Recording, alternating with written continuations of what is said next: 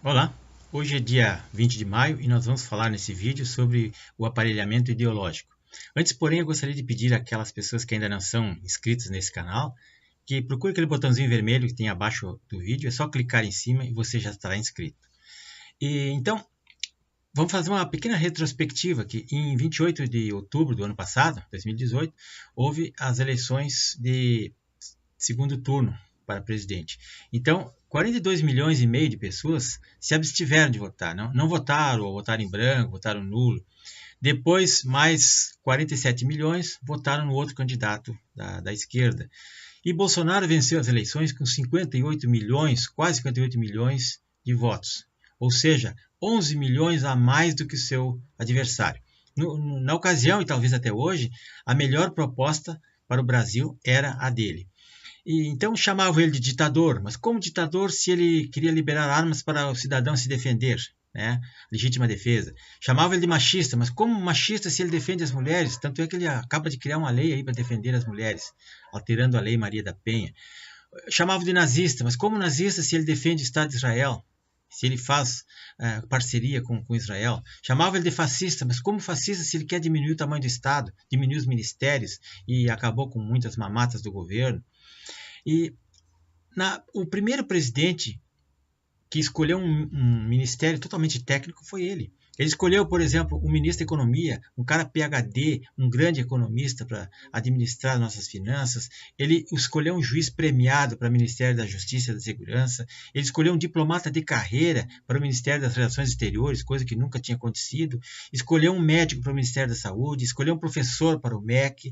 Escolheu um general para o ministro da Defesa e por aí vai. Todos os ministérios dele são ministérios técnicos de pessoas realmente engajadas em resolver os problemas do Brasil. Agora, o establishment, ou seja, o sistema, o mecanismo do governo, quer derrubar o presidente porque não aceita o toma lá da cá, ele não quer negociar, não é corrupto, então querem derrubar ele. O Congresso não quer votar a medida provisória 870, que reduz o número de ministério, porque vai acabar com muita mamata, vai tirar as boquinhas. Não querem votar a reforma da Previdência, porque muita gente vai ser prejudicada, vai perder seus privilégios. O pacote anticrime, eles não querem votar para favorecer a Lava Jato, porque tem muita gente enrolada. Eles não querem investigar corrupto, eles não querem a CPI do lava-togas, nem pensar. Então, eles querem, na verdade, derrubar o presidente ou matar o presidente, qualquer coisa, mas menos colaborar com o país. Essa gente são inimigos da pátria. Então, para entender isso, vamos ter que fazer uma pequena digressão sobre o aparelhamento do Estado e a ideologia esquerdista. Eu já tinha falado isso aqui em outro vídeo, mas faz muito tempo, então é bom a gente relembrar. A nossa liberdade, todo mundo sabe, depende do conhecimento que a gente tem e o poder que a gente tem para mudar os fatos. E para entender o processo de tomada do poder, é preciso conhecer. São milhões de pessoas, milhões de brasileiros que não percebem que ao longo do tempo foram doutrinados ou idiotizados, como dizia Lenin, e acreditam mesmo nas mentiras repetidas dia a dia pela mídia desinformante. No Brasil, o gramscismo aparelhou o Estado, isto é, sequestrou o Estado pela ideologia esquerdista. E o PT, PSDB, PSOL, os partidos de esquerda e seus aliados usaram uma estratégia revolucionária criada por Antônio Gramsci para a tomada do poder através do aparelhamento.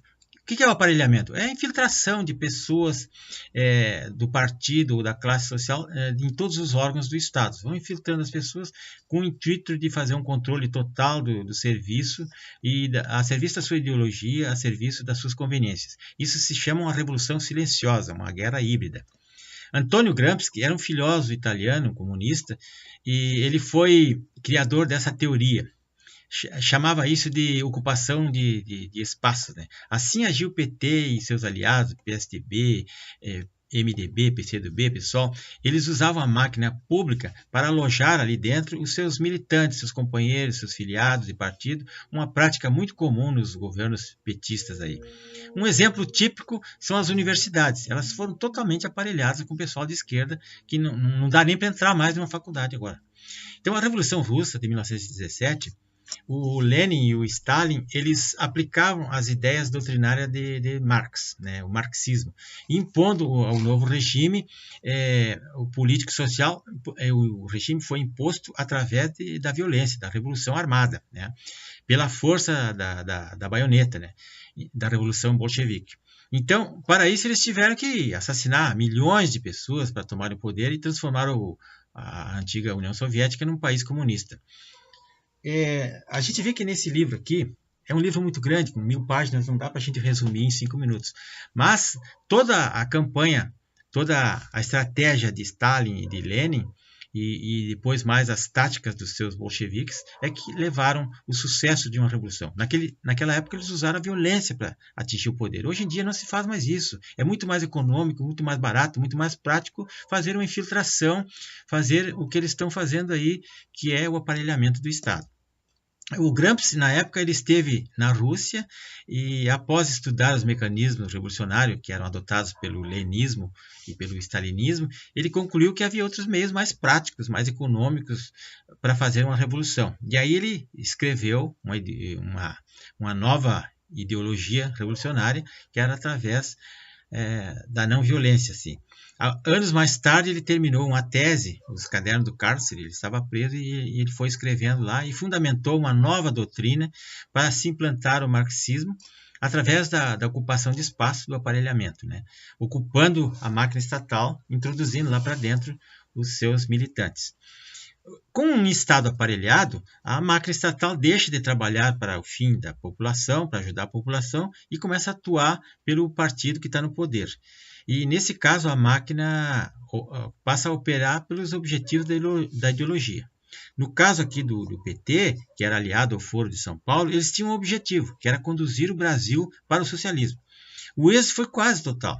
Só faltou implantar a última fase, que era a tomada do poder pelo socialismo, que aí implica naquele plano nacional de direitos humanos que tem que ser aplicado, implica em mudar a Constituição para colocar uma Constituição comunista, como fez lá o Chaves, criação de conselhos populares e a dissolução do Congresso Nacional. Isso aí não é fácil, aí já é uma coisa bastante complicada, né? Mas vimos no Brasil que as empresas estatais, as Petrobras, Correio, Banco do Brasil, Caixa, BNDES e 40 ministérios, enfim, todo o governo, ele foi aparelhado, abarrotado de cargos comissionados, FGs, apaniguados, aqueles aspones lá, sem concurso público, ferindo a Constituição, foram introduzidos para dentro do Estado e eles ganhando aqueles salários de marajás. Essa estratégia também contribuía para o Caixa 2, que cada filiado tinha que deixar um percentual para o partido, sem falar naqueles que são nomeados ministros para se proteger, se blindar da justiça. Então, as revistas, isto é, Veja e outros órgãos de comunicação que ainda não estavam cooptados, eles alertaram para isso, denunciavam esse fenômeno de aparelhamento do Estado brasileiro por militantes partidários e sindicalistas, mas ninguém dava importância para isso, né? E esse aparelhamento ideológico sindical, ele é como um câncer, assim, cheio de metástases para dentro vai contaminando toda a administração pública do país, criando tráfico de influências, propinas, quebra de sigilos, vazamento de informações, aquelas destruição de processos, de dados, abusos da ética do funcionalismo, tudo em nome da causa, em nome da revolução. Os integrantes das carreiras públicas, eles serviram de massa de manobra, massa crítica para isso, serviram de idiotas úteis, porque todos eles, ou a maioria, é filiado a partidos, a sindicatos, associações, e em todos os níveis do governo, federal, estadual, municipal, os militantes, os ativistas, os sindicalistas do PT ou de outros partidos, eles era a locomotiva que puxava todo esse trem. E desde que o PT assumiu o poder, o partido e o governo se confundiam, como uma eterna luta pelo poder eterno. Os ditadores autoritários, né, do mundo inteiro, Stalin, Fidel, Castro, Maduro, Mao Tse-tung, essa gente aí, eles foram sempre donos do Estado e dono do partido, né? Ele é um partido único. Toda ditadura sempre tem um partido único e um ditador. Eleições não existem lá. A democracia deles não prevê eleições. Então, a máquina burocrática estatal, em todos os níveis, né, ela é ocupada, ela é asfixiada pela ideologia e nada muda. A alternância do poder não existe. O Zé Dirceu disse o ano passado, logo após a derrota do PT nas eleições, que eles perderam eleições, mas continuavam no poder. Ele tinha razão, o Estado estava aparelhado e ele sabia, todo mundo sabe. É verdade que a prova disso foram as recentes decisões das cortes superiores, sempre aparelhados por petistas e fazendo defesa dos seus membros. O governo e a máquina pública continuam ainda aparelhados. Então esse fenômeno ainda persiste nos três poderes. Claro, no poder executivo bem menos agora, mas nos outros poderes, os assessores e os apadrinhados, existe muita gente para servir vossas excelências, né? Os órgãos da máquina pública.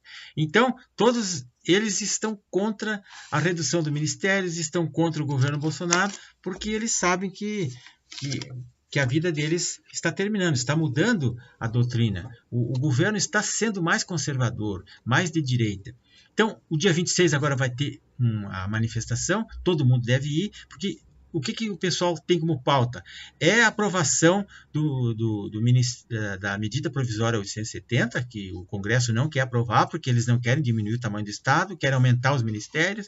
A votação nominal da reforma da Previdência, que eles não querem, eles querem mudar a votação, eles querem fazer um projeto alternativo para não perder os benefícios.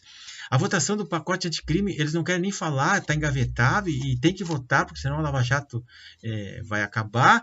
A CPI de lavatório, eles também não querem nem falar, porque todo mundo tem o seu rabo preso, então essas coisas não vão acontecer. E é isso que nós temos que tomar consciência, pessoal. Dia 26, todo mundo na rua, as pautas são essas, e eu já dei mais ou menos um panorama de qual é a situação.